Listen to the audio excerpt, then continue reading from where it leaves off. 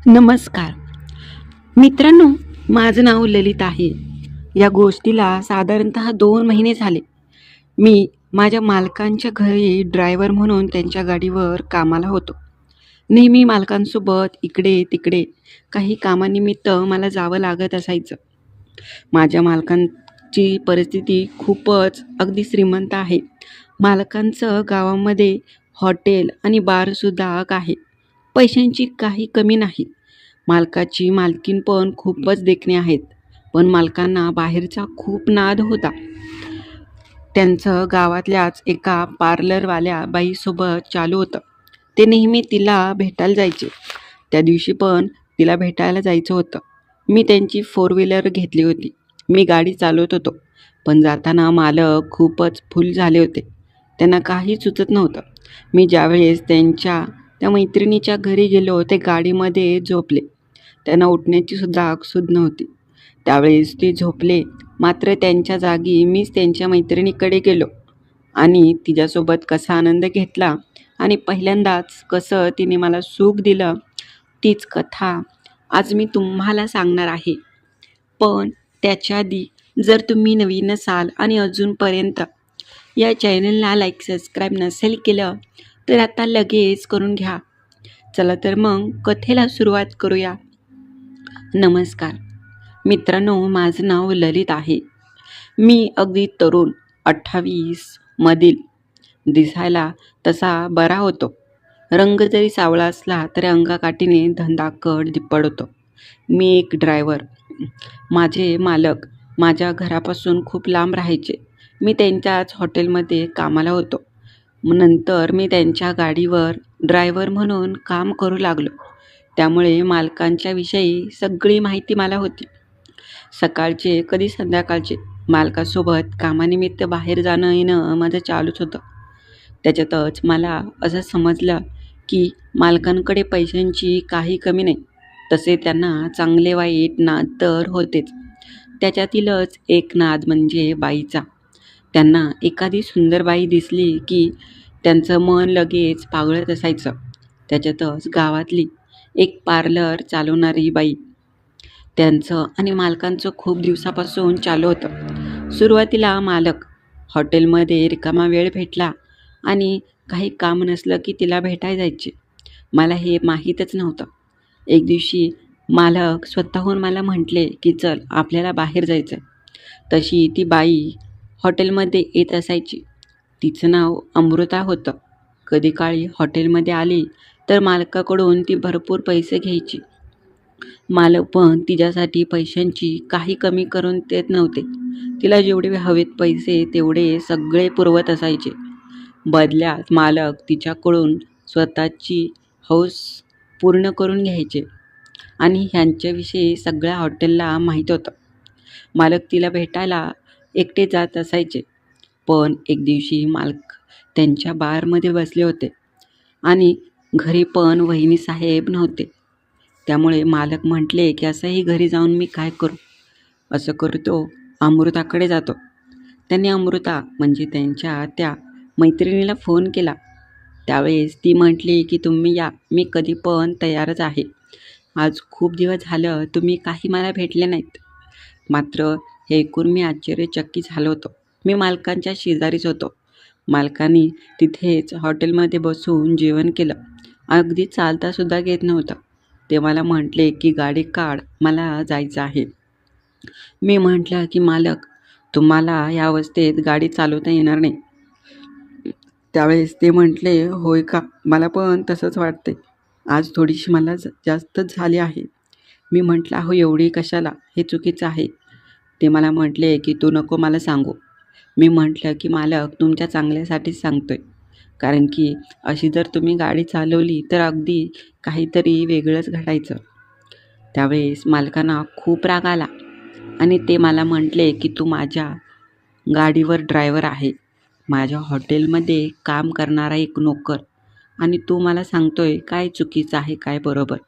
मालकाने खूपच गुरमीमध्ये आणि खूपच वेगळ्या भाषेमध्ये त्यांनी मला बोलले. मला खूपच वाईट वाटलं. मी एवढ्या मालकांच्या घरी आणि इथे स्वतःचं घर असल्यासारखं प्रामाणिकपणे काम करत होतो आणि मालकाने सगळ्यांसमोर मला शिवी देऊन आणि खूपच मोठ्या भाषेमध्ये बोलले. सगळे हॉटेलमध्ये आलेले गिराईक आणि हॉटेलमध्ये काम करणारे इतर लोक पण मला पाहत होते आणि ऐकत होते. त्यांच्यासमोर मला खूपच अपमानित झाल्यासारखं वाटलं. मला खूपच गहिवरून आलं, मात्र मी स्वतःला सावरलं. क्षणात असं वाटलं की काम सोडून मालकाच्या 2 थोबाडे देऊन इथून निघून जावं. मात्र मी स्वतःला सावरलं की हे चुकीचं आहे, कारण की मला दुसरा पर्याय नव्हता. मी काम सोडू पण शकत नव्हतो. घरची परिस्थिती पण एवढी चांगली नव्हती आणि दुसरं मला कुठे काम पण भेटणार नाही. त्यामुळे मी ठरवलं की शांतच बसायचं आणि शांत बसूनच जे काही आहे ते काम करायचं. त्यावेळेस मालकाने मला खूपच वाईट साईड बोलले होते. ते म्हटले, "जा, गाडी घेऊन ये आणि मला तिच्या घरी सोडून ये." मी म्हटलं की "बरं, चला." मग काय, मी गाडी घेऊन हॉटेलच्या बाहेर आलो. मालकाला उठतासुद्धा येत नव्हतं. ते खुर्चीवरती बसले होते. त्यांचं तोंड टेबलवरती होतं. मालकाला मी उठवायचा प्रयत्न करत होतो, मात्र मालक त्यांच्याच नादामध्ये होते.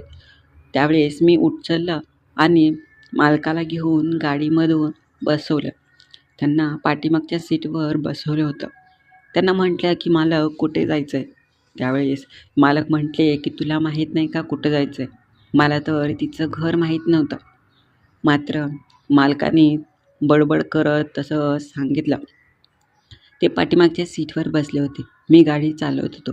संध्याकाळचे त्यावेळेस अगदी 9:30 झाले होते. घड्याळात मी पाहिलं, मात्र माझ्या डोळ्यांसमोर मालकाने बोललेलं सगळ्यांसमोर तेच दिसत होतं. माझे कान अजूनपर्यंत तो आवाज माझ्या कानी होता. मालक अधूनमधून पाठीमागच्या सीटवर बसले होते, मात्र मला अगदीच वाईट बोलत होते आणि त्यांच्या तोंडून माझ्यासाठी अगदी शिव्या पण येत होत्या. मला खूप वाईट वाटत होतं. क्षणात वेगळे विचार पण येत होते. मात्र काही गोष्टी होत्या आणि माझी परिस्थिती जी मला थांबवत होती. मी त्यांच्या मैत्रिणीच्या घरी आलो. मालकाला उठवण्याचा प्रयत्न केला, मात्र मालक पाठीमागेच झोपले होते, अगदी गाढ. त्यांना कसली सूध नव्हती. हे पाहून मी तिच्या मैत्रिणीच्या घरी गेलो आणि म्हटलं की "मालक तर आज नाहीत येण्याच्या अवस्थेत." त्यावेळेस ती म्हटली की "होय, काय झालं?" मी तिला सगळी घटना सांगितली. त्यावेळेस ती म्हटली की "तो तर माणूस तसाच आहे. उगं पैशासाठी मी गप्प बसते, नाहीतर मला जरासुद्धा हौस नाही त्याच्यासोबत राहण्याची. माझ्यासाठी अगदी चांगले चांगले तरुण अगदी तयार आहेत, पण हा बेवडा सारखा येतो आणि माझा मूडच खराब करतो." त्यावेळेस मी म्हटलं की "जाऊ द्या, नका मनावरती घेऊ." त्यावेळेस ती म्हटली की "हो, मी नाही त्याला मनावरती घेत. आला तर आला, नाहीतर तसा झोपून राहू दे." मी म्हटलं की "काय पण म्हणा, तुम्ही ह्या गाऊनमध्ये खूपच देखण्या आणि सुंदर दिसता." खरंच ती त्या गाऊनमध्ये अगदीच न्याहाळण्यासारखी आणि खूपच आकर्षक दिसत होती. तिला पाहून तर माझी खूपच इच्छा होऊ लागली. त्यावेळेस मी तिच्याकडे टक लावून पाहत होतो. रात्री पण तिने चांगले सजून-धजून तयार होती. जणू काही तिच्या अत्तराचा वास माझ्या अंगातच भिनत चालला होता, असंच मला होत होतं. मी म्हटलं की "राव, खूपच सुंदर आणि देखण्या दिसतात. मालकांना तुमची जरासुद्धा पर्वा नाही." मी म्हटलं की "गाडीमध्ये पण मी तुमचं विषयी नाव काढलं तर ते तुम्हालाच वाईट साईड बोलत होते." म्हटले की "तिला फक्त मी माझ्या फायद्यासाठी ठेवलंय, नाहीतर कशाला मी तिला इज्जत देतोय." हे ऐकल्यानंतर तिला पण खूप राग आला आणि ती म्हटली "असा विचार करतो का तो?" मी म्हटलं की "हो, आणि हॉटेलमध्ये पण खूप लोक होते. त्यांच्यासमोर पण तुमच्याविषयी खूपच वाईट साईट शब्द वापरत होते."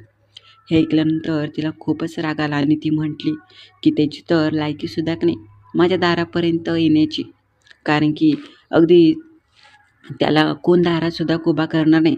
त्याला आम्ही माझ्या घरापर्यंत आणलं आणि माझ्या असलेल्या पलंगापर्यंत नेलं." मी म्हटलं की "जाऊ द्या, नका मनावर घेऊ, आणि मी असं म्हटलोय असं मालकाला म्हणू नका, नाहीतर मालक मला कामावरून काढतील." त्यावेळेस ती म्हटली की "नाही हो ललित, तुम्ही खूपच चांगल्या स्वभावाचे आहात. मी तुम्हाला ओळखते, कारण की तुम्ही खूपच मनमोकळ्या स्वभावाचे आहात." मी म्हटलं की "हो, मात्र मालकांना जरासुद्धा तुमची पर्वा नाही हे नक्की आहे बरं का. तुम्ही एवढ्या त्यांच्यासाठी करता आणि किती जीव लावता, त्याच्यातच तुम्ही एवढ्या देखणी आणि सुंदर आहेत. तुमच्याविषयी मालकाला जरासुद्धा किंमत नाही. त्यावेळेस तिने ओळखलं आणि म्हटली की हो, त्यांनी मला कधी स्वतःच्या बायकोसारखं जपलं नाही आणि इथे जरी आलं तरी बायको बायको करत असतो तो.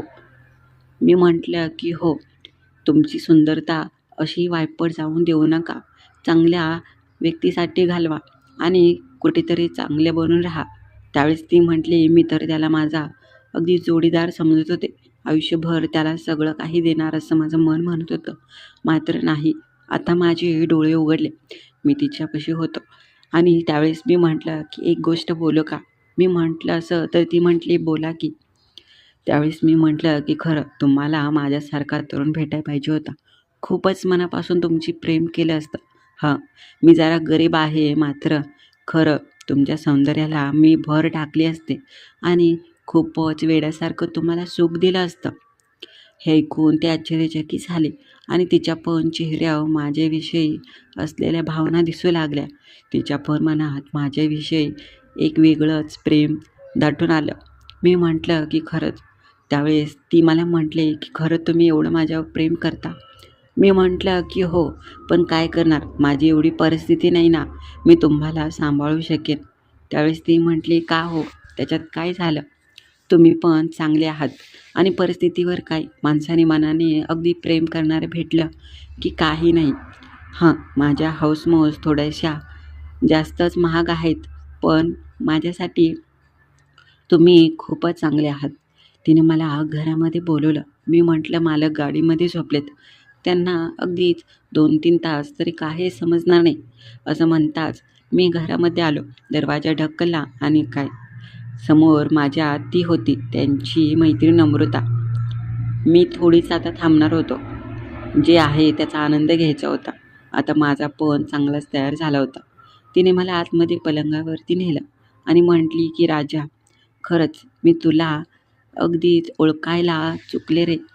खूप दिवसांपासून जर तुझ्यासोबतच मैत्री केली असती तर आज मला काहीच सुखाची कमतरता नसती. खरंच तुझ्यामध्ये तो तरुण आहे. तुझ्या डोळ्यामध्ये ती असलेली भावना मी ओळखली. तुझ्या डोळ्यामध्ये जे प्रेम आहे त्याचीच मला खरं गरज आहे. ये ना माझ्याजवळ, असं ती मला म्हटली. मग काय, मी थोडीच थांबणार होतो. तिचे सौंदर्य माझ्यासमोर होतं आणि स्वतःहून तिने मला तो आनंद देण्यासाठी विनंती केली होती आणि तिचं मन मोडून तर मला आता जमणार नव्हतं. मग काय, मी तिच्या जवळ गेलो आणि वेड्यासारखे वेठ्ठावर ओठ टेकले आणि तिला मी प्रेम करू लागलो. मी तिला सुख देऊ लागलो. माझ्याकडे येऊन मिळणाऱ्या सुखाचा तिला चांगलाच आनंद मिळू लागला. मग काय, चांगल्याच पद्धतीने मी तिला आनंद देऊ लागलो. तिचा अगदी ओठ गुलाबी होते आणि सुंदरता तर अगदी उफाळून वाहत होती. तिच्या आकर्षक दिसणाऱ्या तर सौंदर्याला मी भर पाडली आणि मी देऊ लागलो. तिचा मंजूळ आवाज माझ्या कानी अजूनपर्यंत येतो. मी सुखाचे क्षण देत असताना तिला खरंच समाधान वाटत होतं. ती म्हटली की आजपर्यंत एवढे महिने झाले त्या तुझ्या मालकासोबत काही वेळ घालवला, पण तुझ्यासारखा आनंद त्यांना देता आला नाही. खरंच तू मात्र खूपच कमालीचा आहे. असंच सुख देत राहा. त्या दिवशी असाच आम्ही आनंद घेतला. चांगले 2 वेळा मी त्यांचे मनाची शांतता केली आणि माझी पण इच्छा पूर्ण झाली. त्याचसोबतच मालकाने इतक्या उशीर मला जो त्रास दिला होता त्याचा पण अगदीच सहजपणे आणि चांगलाच बदला पूर्ण झाला.